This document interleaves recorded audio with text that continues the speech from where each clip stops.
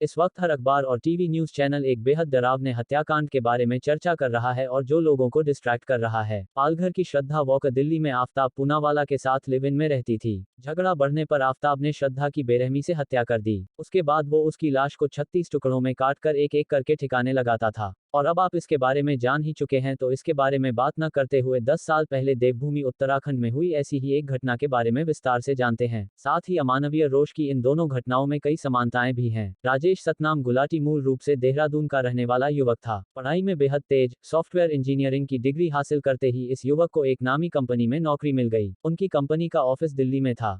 दिल्ली आने के बाद उसकी मुलाकात नेताजी नगर में रहने वाली अनुपमा प्रधान नाम की लड़की से हुई। 5 साल की दोस्ती के बाद दोनों ने एक दूसरे से अपने प्यार का इजहार किया। अब दोनों शादी करने के लिए उतावले थे, लेकिन तभी एक बड़ी समस्या आ गई। अनुपमा के परिवार को ये रिश्ता मंजूर नहीं था। अनुपमा के माता पिता ने कहा कि तुम इस लड़के के साथ सुखी नहीं हो पाओगी। हालांकि अनुपमा अपने फैसले पर अटल थी और राजेश पर उसका अटूट विश्वास था, इसलिए अनुपमा ने अपने माता पिता की भावनाओं की परवाह किए बिना घर छोड़ दिया और 10 फरवरी 1999 को राजेश से शादी कर ली। शादी के बाद खुशहाल जोड़ा नई दिल्ली चला गया, जहां उन्होंने अपने जीवन की शुरुआत दिल्ली के सत्यनिकेतन एरिया से किया। मानो अनुपमा के कदम बेहद शुभ थे। उसी साल के अंत में कंपनी ने राजेश को एक प्रोजेक्ट के लिए अमेरिका भेज दिया। राजेश और अनुपमा कैलिफोर्निया के सिलिकॉन वैली पहुंचे। जून 2006 में अमेरिका में उनके सुखी जीवन में आनंद का अवसर आया। अनुपमा ने जुड़वा बच्चों को जन्म दिया। बेटे का नाम सिद्धार्थ और बेटी का नाम सोनाक्षी रखा गया। लगभग उसी समय कंपनी का प्रोजेक्ट पूरा हो रहा था। राजेश और अनुपमा दोनों बच्चों के साथ दिल्ली लौट आए। इस बीच अनुपमा के परिवार का इस शादी को लेकर जो विरोध था वो अब खत्म हो गया था। उन्होंने अपनी बेटी,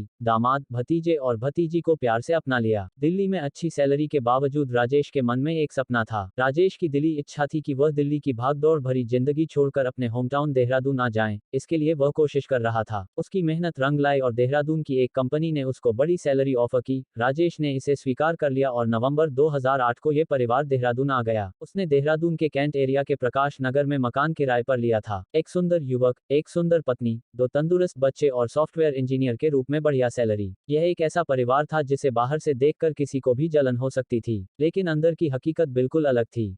अनुपमा और राजेश के बीच लड़ाई कोई नई बात नहीं थी, और उसमें भी आर्ग्यूमेंट होती उसी दौरान जब राजेश का गुस्सा बढ़ जाता तो वह अनुपमा पर हाथ उठा देता। ये झगड़े भारत वापस आने के बाद ही शुरू नहीं हुए। अमेरिका में भी राजेश अनुपमा को परेशान करता था और अनुपमा ने वहां घरेलू हिंसा की शिकायत भी दर्ज कराई थी। बेहद नर्म स्वभाव की अनुपमा अपने दोनों बच्चों का जान से भी ज्यादा ध्यान रखती थी। कभी कभी राजेश का हाथ बहुत उठ जाता था तो वह रो रोकर अपनी मां से फोन पर बात करती थी। उसके माँ बाप ने उससे कहा कि इस तरह की टॉर्चर सहने के बजाय उस आदमी को छोड़कर वापस दिल्ली आ जाओ, तुम्हारी 2 रोटियां हम पर बोझ नहीं बनेंगी। वे लोग ऐसा कह रहे थे, लेकिन अनुपमा की जान अपने बच्चों में अटकी हुई थी। उसको सिद्धार्थ और सोनाक्षी की चिंता थी। उसने सोचा कि मान लीजिए मामला तलाक तक पहुंच जाता है और कोर्ट में जज साहब अपनी जगह राजेश को सिद्धार्थ, सोनाक्षी की कस्टडी दे देते हैं। मन में इस तरह की हलचल से मार खाने के बाद भी वह उसी घर में ही रहना चाहती थी। अनुपमा अंदर ही अंदर परेशान थी। देहरादून में रहकर दिल्ली में रह रहे अपने माँ बाप और छोटे भाई से लगभग रोज बात करके मन को शांत करती थी। राजेश से झगड़ा होना कोई नॉर्मल झगड़ा नहीं था। जब वे लोग अमेरिका से वापस आए तो उस वक्त राजेश के साथ ऑफिस में काम करने वाली लड़की भी वापस आ गई। बंगाली लड़की कोलकाता में रहती थी। अनुपमा को शक ही नहीं था, बल्कि पूरा यकीन था कि राजेश का उस लड़की से अफेयर चल रहा है और इसी वजह से वह उससे अच्छा व्यवहार नहीं करता। उसके मन में केवल बच्चों के भविष्य का विचार था, इसलिए वह दबे मुंह से टॉर्चर सहती थी और जब वह अपना धैर्य खो बैठती तो घर में झगड़ा होने लगता था। अक्टूबर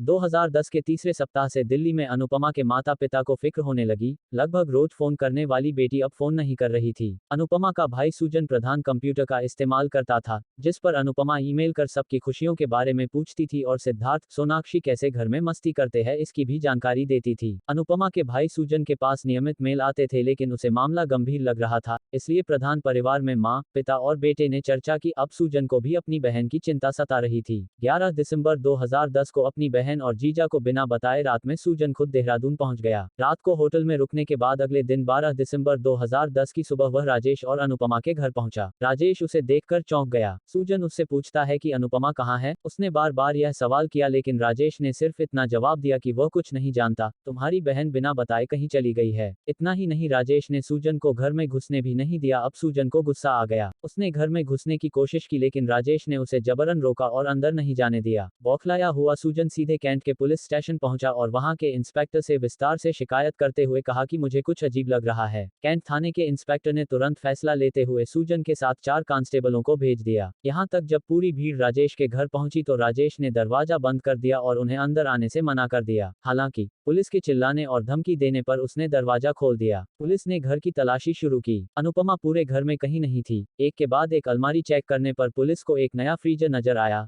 देहरादून जैसे ठंडे इलाके में इतने छोटे परिवार में इतना बड़ा फ्रीजर कोई क्यों रखेगा? पुलिस ने फ्रीजर खोला और अंदर शरीर के टुकड़ों के बीच अनुपमा का सिर देखकर पुलिस चौंक गई और तुरंत इंस्पेक्टर को बुलाया। घटना की गंभीरता को समझते हुए इंस्पेक्टर ने इसकी सूचना अपने सीनियर पुलिस अधिकारी को दी। 20 मिनट में वे सभी वहां पर पहुंच गए। पुलिस ने राजेश को गिरफ्तार कर लिया। सूजन मामा को रोता देख 4 साल का सिद्धार्थ और सोनाक्षी भी रो रहे थे। फोरेंसिक टीम और वीडियोग्राफर भी पहुंचे थे। पुलिस ने सावधानी से एक एक कर लाश के टुकड़ों को बाहर निकाला। पॉलीथिन में लिपटे 5-10 नहीं बल्कि पूरे 72 टुकड़े देख सब दंग रह गए। पुलिस की पूछताछ के दौरान राजेश स्वस्थ दिख रहा था।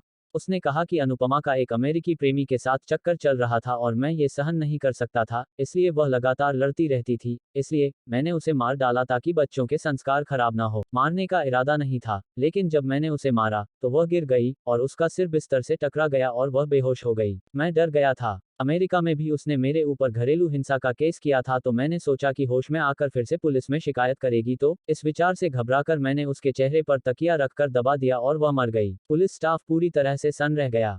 राजेश याद करके सब बोल रहा था। गुस्से में ऐसा करने के बाद मैंने सोचा कि अगर पुलिस मुझे पकड़ लेगी तो इन बच्चों का क्या होगा? मैं उन 4 साल के बच्चों को समझाता था कि तेरी माँ दिल्ली चली गई है। मैंने लाश को गिरा दिया और बाथरूम में ले गया ताकि उन्हें कुछ पता न चले। बाजार जाने के बाद एक बड़ा सा फ्रीजर लेकर घर आया और लाश को उसमें रख दिया। 2 दिन बाद मुझे लगा कि लाश पूरी तरह से जम गई है, इसलिए मैं आसानी से उसके टुकड़े कर सकता हूँ। 11 बजे राजा रोड जाकर मार्बल कटर खरीद लिया।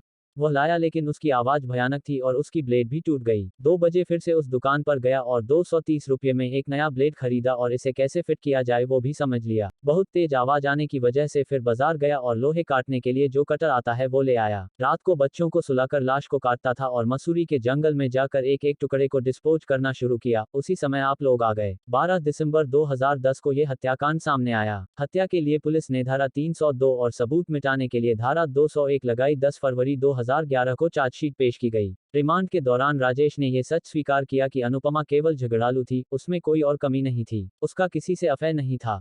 राजेश ने यह भी स्वीकार किया कि अमेरिका से आने के बाद उसने कलकत्ता वाली अपनी गर्लफ्रेंड से चुपके से शादी भी कर ली थी। कोर्ट में मामला चलता रहा।